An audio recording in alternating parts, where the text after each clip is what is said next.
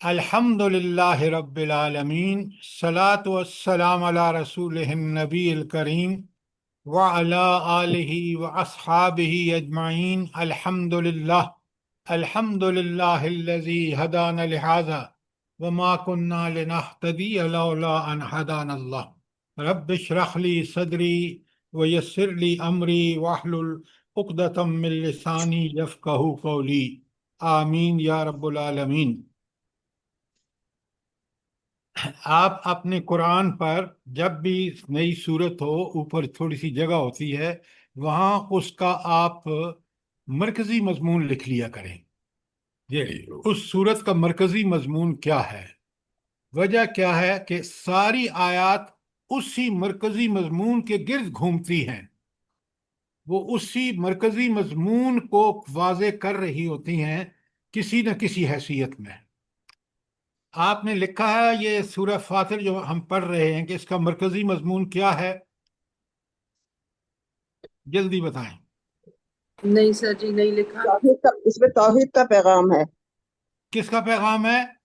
توحید کا۔ توحید، رسالت اور آخرت، تینوں ایمانیات کا پیغام ہے۔ بالکل آپ نے ٹھیک کہا۔ جب ہم توحید کہتے ہیں تو ایک بات بڑی اچھی طرح سمجھیں اور ان کو لکھا کریں، سوال کیا کریں۔ توحید سے ہی رسالت برآمد ہو رہی ہے اور توحید ہی سے آخرت برآمد ہو رہی ہے۔ بھلا مجھے بتائیں کہ توحید سے آخرت کیسے برآمد ہو رہی ہے؟ جلدی بتائیں۔ توحید مرکزی مضمون ہے قرآن کا۔ دین اسلام کی بنیاد توحید ہے۔ توحید کا تقاضا کیا ہے؟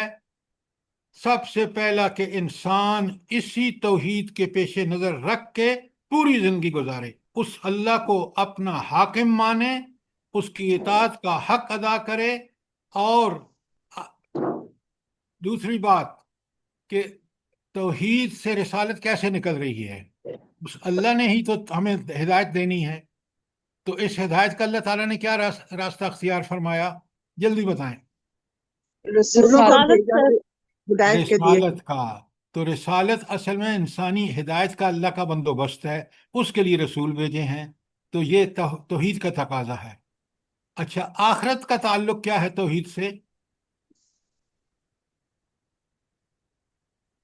پتہ نہیں آپ کیوں سوچنے لگ جاتے ہیں، اتنے دروس ہو چکے ہیں، آپ کو تو فوراً بتانا چاہیے۔ توحید مضبوط ہوگا، عقیدہ توحید اتنی۔ وہ چھوڑیں، آپ چھوڑیں، یہ بالکل الٹے ہاتھ سے کان پکڑ رہے ہیں۔ آخرت اللہ تعالیٰ کا یوم حساب ہے۔ وہ اللہ جس کی توحید کی وجہ سے ہم اس دنیا میں ہر قسم کے فائدے اٹھا رہے ہیں، سارے احسانات اللہ تعالیٰ کے ہمارے اوپر، پیدا کرنا، صلاحیتیں دینا، وسائل اور ذرائع دینا، تو اللہ تعالیٰ کا یہ حق ہے کہ وہ ہم سے ایک دن حساب لے، اور وہ ہے یوم آخرت، وہ اللہ تعالیٰ کا یوم حساب ہے جو توحید کا تقاضا ہے۔ جب میں ان چیزوں کے بارے میں میرے پاس دلیل نہیں ہوگی تو میرا ایمان کیسے مضبوط ہوگا؟ آپ بتائیں نا مجھے۔ اچھا، تو آپ ہر صورت کا جو ہے وہ مرکزی مضمون آپ کے پاس لکھا ہوا آنا چاہیے، تاکہ قرآن کے اوپر، تاکہ جب قرآن پڑھیں تو پتہ چلے کہ اس کا مرکزی مضمون یہ ہے، اور ساری اس صورت کی آیات اسی مرکزی مضمون کے گرد رہیں گی۔ اچھا، تو اس کا مرکزی مضمون یہ ہے کہ انسان جو ہے اس کا توحید، رسالت اور آخرت پر ایمان، پکا ایمان کیسے ہو، اسی کے لیے دلائل ہیں۔ اچھا، جو پہلی آیت ہے کہ الحمدللہ الذی فاطر السماوات والارض، تعریف اس اللہ کے لیے جو زمین و آسمان کا بنانے والا ہے، جاعل الملائکہ، اس نے ملائکہ کو بنایا، رسلا، جو پیغام لاتے ہیں، اولی اجنحہ، ایک اس والے پر والے، مثنا، دو والے، و ثلاثہ، تین والے، و ربع، اور چار والے، یزید و فی الخلق، اپنی مخلوق میں اضافہ کرتا رہتا ہے، ما یشاء، جہاں بھی چاہتا ہے۔ ان اللہ علی کل شیء قدیر، اللہ تعالیٰ ہر چیز پر قدرت، یہی نہیں جو بتائے ہیں بلکہ ہر چیز پر اس کی قدرت ہے۔ یہ جو پہلی آیت ہے یہ کس طرح ہمارے اوپر جو ہم نے کہا کہ یہ توحید، رسالت اور آخرت کو مضبوط کرتی ہے، تو یہ آیت کیسے مضبوط کرتی ہے؟ جلدی اللہ بتاؤ۔ کی خلاقیت کو بیان کر رہی ہے۔ ہاں، اللہ کی خلاقیت کو بیان کر رہی ہے کہ کتنا بڑا خالق ہے جو چاہے پیدا کرتا ہے، لیکن اس کی چاہت حکمت کے تحت ہے۔ وہ جو چیز پیدا کرتا ہے وہ بالکل ایک خاص اس کی حکمت کا تقاضا ہوتی ہے۔ تو یہاں اللہ کی خالقیت کا بیان ہے، اور اللہ کی خالقیت جو ہے وہ توحید کا خاصہ ہے۔ جلدی سے آگے چلتے ہیں، آیت نمبر 2۔ اللہ تعالیٰ فرماتے ہیں ما یفتح اللہ للناس من رحمت فلا ممسک لها، اللہ جس رحمت کا دروازہ بھی لوگوں کے لیے کھول دے اسے کوئی روکنے والا نہیں، وما یمسک، اور اسے کوئی بند نہیں کر سکتا، فلا مرسل له من بعدہ، اگر وہ کھول دے۔ وہو العزیز الحکیم، وہ عزیز بھی ہے اور حکیم بھی ہے۔ تو کیا مطلب ہے اس کا؟ جلدی بتائیں۔ عقیدے کی پختگی ہوتی ہے سر اس میں، کہ توحید کی دلیل ہے۔ یہ آپ دور کی بات کر رہے ہیں، سب سے پہلے اللہ بتا رہے ہیں کہ رحمت ہو یا نقمت ہو، کہ اللہ تعالیٰ کا بدلہ لے کسی سے، سزا دے، یہ دونوں اسی کے ہاتھ میں ہے۔ جب یہ اسی کے ہاتھ میں ہے تو قیامت کے دن اس کو کوئی روک نہیں سکے گا ظالموں کو سزا دینے کے لیے اور نیکوکاروں کو اجر دینے کے لیے۔ تو یہ میرا عقیدہ آخرت کو مضبوط کرتی ہے۔ اور مجھے بتا دیے کہ دنیا ہو یا آخرت، رحمت بھی اسی کی ہے، اور انسان اگر نافرمانی کرے تو بدلہ بھی رحمت اس سے روک لیتا ہے جو انسان اللہ کی نافرمانیاں کرتا ہے۔ کتنی بہترین چیزیں ہیں۔ قرآن کس قدر ہمیں اس بات کی دعوت دیتا ہے کہ دیکھو تمہارا رب کیسا ہے، اس پر ایمان کتنا ضروری ہے، وہ کس قدرتوں کا مالک ہے، علی کل شیء قدیر ہے۔ کیوں نہیں ہم آپ اس پہ غور کرتے، سوچتے، سمجھتے کہ یہ چیز ہمارے ایمان کے لیے کتنی ضروری ہے؟ اور اللہ فرماتے ہیں آیت نمبر 3 میں، یا ایہا الناس، اے لوگو، ساری انسانیت، اذکروا نعمت اللہ علیکم، اللہ کی اس نعمت کو یاد کرو جو اللہ نے ہم تم کو دی ہے، انسانوں کو۔ بے شمار نعمتیں ہیں۔ قرآن کیا کہتا ہے نعمتوں کے بارے میں؟ جلدی بتائیں۔ وَإِن تَعُدُّوا نِعْمَتَ اللَّهِ لَا اللہ تُحْصُوهَا۔ اکبر، کیا بات ہے! اگر تم نعمتوں کو گننا شروع کرو تو گن ہی نہیں سکتے، اتنی نعمتیں۔ انسان کے جسم کے اندر دیکھیں، کان، آنکھ، ناک، اس کے ذرائع وسائل، انٹیلیجنس، جو کچھ بھی ہے اس کا دیا ہوا ہے۔ جب ماں کے پیٹ سے نکلے تو ہمیں کچھ پتہ ہی نہیں تھا، اس کے کرم دیکھیں۔ پھر جسم کے باہر دیکھیں، ہوائیں، فضائیں، یہ بارشیں، یہ نباتات کا اگنا میرے لیے اور آپ کے لیے کتنا ضروری ہے، سب اس نے مفت بندوبست کر دیا۔ تو یہ خالق بھی وہی ہے، پیدا بھی اور رازق بھی وہی ہے۔ تو اس کا نتیجہ کیا ہے کہ اگر خالق بھی وہی ہے، رازق بھی وہی ہے، تو اس کا نتیجہ کیا ہونا چاہیے؟ جلدی صرف بتائیں۔ اسی کی اطاعت لا کی الہ الا اللہ۔ ہاں بھی اسی کو مانا جائے۔ الہ بھی وہی ہوگا، کیوں؟ خالق وہ ہے، کوئی اور خالق نہیں ہے۔ اور رازق، رزق سے مراد آپ کی صرف کھانا پینا نہیں ہے، صلاحیتیں ہیں، ذرائع ہیں، وسائل ہیں، زندگی گزارنے کے لیے جو کچھ چاہیے وہ سب کچھ اس نے دیا ہمیں۔ کبھی سوچا ہے آپ نے؟ اور ہم ہیں کہ دنیا ان وسائل کے چکر میں پڑے رہتے ہیں، اس وسائل دینے والے کا کبھی ہمیں خیال ہی نہیں آیا۔ کس قدر بدبختی ہے! تو خالق بھی وہی، رازق بھی وہی، اور الہ بھی وہی۔ یہ تھی آیت 3 کا مضمون۔ دیکھیں توحید کو کس طرح کھولا جا رہا ہے۔ اب نبی کریم صلی اللہ علیہ وآلہ وسلم سخت پریشان ہیں۔ آیت نمبر 4 میں پریشان کیوں ہیں؟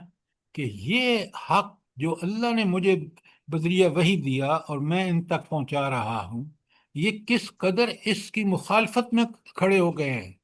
نبی کریم صلی اللہ علیہ وسلم کا تو خیال یہ تھا کہ جو انسان بھی سنے گا وہ اس لیے ایمان لائے گا کہ اسی سے دنیا اور آخرت دونوں سنورتی ہیں، اگر ہم اللہ کے صراط مستقیم پہ چلیں تو۔ ورنہ جس طرح آج دنیا جہنم زار بنی ہوئی ہے، آپ اپنا ملک دیکھ لیں، صرف ہماری سرکشی اور بغاوت جو اللہ کے دین پہ نہیں چل رہے، اس کے نتیجے میں آپ دیکھ لیں کیا مشکل نہیں ہے آج کہ اس انسان کو۔ تو اللہ کہہ رہے ہیں وَإِن يُكَذِّبُوكَ، اگر یہ آپ کو جھٹلائیں تو کوئی نئی بات نہیں ہے، فَقَدْ كَذَّبَتْ رُسُلٌ مِّن قَبْلِكَ، یہ تو انسانیت اس سے پہلے کر چکی ہے۔ یہ مکے کے کافر ہی نہیں ہیں، یہ سارے حضرت موسیٰ، حضرت داؤد، حضرت سلیمان، سب کے ساتھ یہ ہو چکا ہے۔ لیکن اللہ نے آخر میں ایک بات کہی ہے وَإِلَى اللَّهِ تُرْجَعُ الْأُمُورُ، اور سارے معاملات آخر کار اسی کی طرف پلٹتے ہیں۔ اس کا کیا مطلب ہے؟ پہلے ٹکڑے سے کیا اس کا تعلق ہے کہ اے نبی صلی اللہ علیہ وسلم آپ پریشان مت ہوں، اگر انہوں نے جھٹلایا ہے تو پہلے بھی یہی کرتے رہے ہیں، لیکن آنا ان کو میرے پاس ہے۔ کیا بالکل مطلب سر، ہے؟ آنا تو انہیں کے یعنی اللہ کے سر جو پاس۔ کچھ یہ کر رہے ہیں سب سے اللہ تعالیٰ سب سے باخبر ہے۔ سر یہ دیکھیے اللہ محمد تعالیٰ اللہ کو ہمارا ایک یہاں منٹ ایک منٹ، یہ بات آدھی مت کریں۔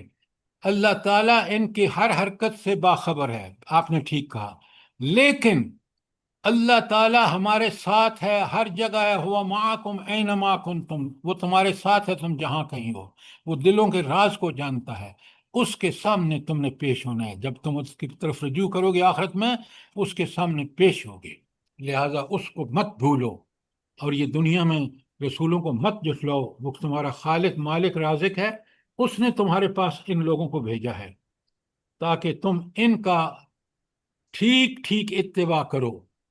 اس اتباع میں تمہاری کامیابی ہے، مجھے کوئی ضرورت نہیں ہے۔ اللہ تعالیٰ کی عبادت کے لیے زمین و آسمان لگی ہوئی ہے، فرشتے لگے ہوئے ہیں، اور اس کو ہماری عبادت کی کوئی ضرورت نہیں ہے۔ وہ عبادت خود ہماری سیرت کردار کے لیے ضروری ہے، اس دنیا میں زندگی گزارنے کے لیے۔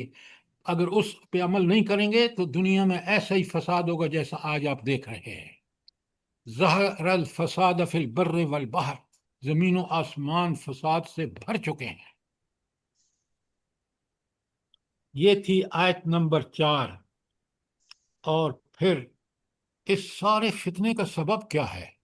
جلدی بتائیں کیا سبب ہے؟ بڑا وقت گزارا ہے میں نے اس آیت پہ، ایک دن پورا لگایا ہے۔ سر جی شیطان کا کہنا ماننا، شیطان انسان کا دشمن ہے۔ دنیا کا ہائے دھوکہ، ہائے ہائے دنیا کی چکاچوند، حب و شہوات۔ آیت 5 کو آپ نے بالکل نہیں سمجھا، جو سب سے 3 باتیں اس میں کہی گئی ہیں۔ پہلے اللہ کا یہ وعدہ کہ قیامت ہوگی برحق ہے، اس کو ہو کے رہیں۔ یا ایھا الناس، اے سارے انسان، دنیا کے انسانوں، ان وعد اللہ حق، اللہ کا یہ وعدہ جو آخرت کا یہ حق ہے، یہ ہو کے رہے گا۔ نمبر 1، اگر یہ تمہیں یقین ہے تو پھر تم دنیا میں بندے بن کے رہو، اللہ کے غلام بن کے رہو۔ نمبر 2، فلا تغرنکم الحیات الدنیا، یہ دنیا تمہیں کسی دھوکے میں نہ ڈالے۔ کیوں نہیں سوچتے آپ ہم اپنی اولادوں کو آج ہر مسلمان انگلش میڈیم، او لیول، اے لیول اس میں لگائیں، اور سارے بچیاں بچے انہی کالجوں میں پڑھ رہے ہیں، سارا نظام تعلیم انہی کے حوالے ہے جہاں کو ایجوکیشن ہے۔ اب ان کے امتحانات ہو رہے ہیں، دیکھ لیں آپ، اے لیول کے جو امتحان ہو رہے ہیں، لڑکے اور لڑکیاں ایک ہی حال میں بیٹھتے ہیں۔ یہ وہ جو سپریشن ہے وہ کہاں گئی ہے؟ یہ مخلوط معاشرہ کیوں کریٹ کیا جا رہا ہے زبردستی؟ اس سے آپ کے بچوں اور بچیوں میں شرم و حیا رہے گا؟ بتائیں مجھے، سوچیں۔ فلا تغرنکم الحیات، تو یہ دنیا کی زندگی تمہیں کسی دھوکے میں ڈال دے۔ چند روزہ عارضی ہے، امتحان ہے، اس امتحان میں پاس ہوگے تو پھر تمہیں آخرت میں جنت کی جو زندگی میں وہ دائمی ہے، نعمتیں اس میں، ہر چیز اس میں۔ تو پہلا دھوکہ دنیا کی زندگی خود، اور دوسرا ولا یغرنکم باللہ الغرور، تیسری چیز یہ دھوکے باز کسی تمہیں دھوکے میں نہ ڈالے۔ اچھا، انسان کو کیوں شیطان انسان کے ساتھ دھوکہ کیوں کرتا ہے بھلا؟ جلدی بتائیں۔ کیونکہ اللہ سر کے اس نے وعدہ کیا تھا کہ میں تیری ذریت کو گمراہ کروں گا۔ ابھی تک آپ اتنے سارے بول رہے ہیں، ایک بندہ بتائے مجھے ٹھیک ریزن بتائے۔ سر وہ بیسک حسد جو اس کو ہے انسان سے، کیوں ہے بیسک حسد؟ کہ ابھی میں اللہ تعالیٰ زیادہ ہوں، اس وہ کو اللہ کا بقیہ چیز- نافرمان۔ ایک منٹ، شیطان نے سب سے پہلے جب اللہ نے روح ڈالی انسان میں تو سارے فرشتوں کو کہا، یہ وہاں موجود تھا کہ سجدہ کرو، اس نے سجدہ نہیں کیا۔ جب سجدہ نہیں کیا تو ریزن کیا دیا؟ کہ یہ تو انفیریئر ہے، یہ تو بڑا گھٹیا ہے کیونکہ اس سے مٹی سے بنایا ہے، میں آگ سے بنا ہوں۔ سوچیں ذرا، اللہ تعالیٰ کی نافرمانی، وہ بھی اس کی کوئی بنیاد نہیں، خالق ہے، اس کی مرضی ہے، جس سے چاہے پیدا کرے، حکم دے رہا ہے کیونکہ خالق مالک رازق اور حاکم ہے، حکم ماننا فرض ہے مخلوق کا، اس نے نہیں مانا، راندہ درگاہ ہوا، اور پھر اس نے اتنا چالاک اور عیار شیطان تھا، اور ابلیس نام تھا اس کا، اس نے کہا اب اللہ کی بالکل عین پروگرام کے مطابق کہ انسان کا امتحان ہوگا، اللہ اس کو ہدایت بھیجے گا، لیکن اس کو کوئی گمراہ کرنے والا ہونا چاہیے۔ وہ شیطان بہترین آدمی تھا، اور شیطان نے کہا میں دائیں سے آؤں گا، بائیں سے آؤں گا، کتنا بڑا دھوکے باز ہے، اور اس کو میں جہنم میں لے کے جاؤں گا۔ کیوں نہیں سمجھتے آپ؟ آج کس قدر ہم شیطان کے چنگل میں ہیں، جال میں پھنسے ہوئے ہیں اپنی دنیاوی آرزوؤں کے لیے، اور وہ شیطان ہم سب کو، تھوڑے سے لوگ بچے ہوئے ہیں۔ کون بچے گا؟ اللہ نے بتا دیا، جو اللہ کا بندہ ہوگا، جو اللہ کے حکم پہ چلے گا، وہ شیطان پر اس پر کوئی زور نہیں ہوگا۔ یہ چیزیں ہم سمجھیں گے تو پھر ہماری زندگی وہ ہوگی جو اللہ چاہی زندگی ہوگی، ورنہ ہم اپنے دل پسند زندگی گزاریں گے تو شیطان نے بھی دل پسند زندگی گزارنے کے لیے نافرمانی کی تھی۔ کتنی بڑی بات ہے یہ آیت، اتنی اہم ہے کہ میری زندگی کا سب سے بڑی رہنما یہ ہے کہ پہلی بات آخرت قائم ہوگی، دوسری بات کہ دنیا جو ہے وہ امتحان گاہ ہے، اور تیسری بات کہ شیطان جو ہے وہ بڑا دھوکے باز ہے۔ اللہ تعالیٰ نے اس کو اس لیے یہ ساری صلاحیت دی، ہمارے دل تک ایکسیس دی، تاکہ وہ اللہ دیکھے کہ ہم اللہ کے بندے بنتے ہیں یا شیطان کے بندے بنتے ہیں۔ کوئی سوال اس آیت پہ؟ اور پھر دیکھیں آیت 6 میں تو قرآن نے کھول کے اللہ نے بتا دیا، ان الشیطان لکم عدو فاتخذہ عدوا، شیطان تمہارا دشمن ہے اور اسے اپنا دشمن ہی سمجھو، دوست مت بناؤ جو آج آپ نے بنایا ہوا ہے۔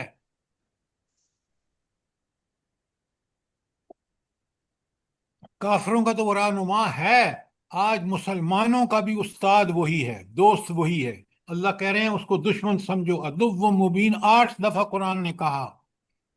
اگر ہم قرآن پڑھتے، قرآن سمجھتے تو ہم یقیناً اس کو دشمن سمجھتے۔ انما یدعو حزبہ، بے شک وہ اپنے پیراؤں کو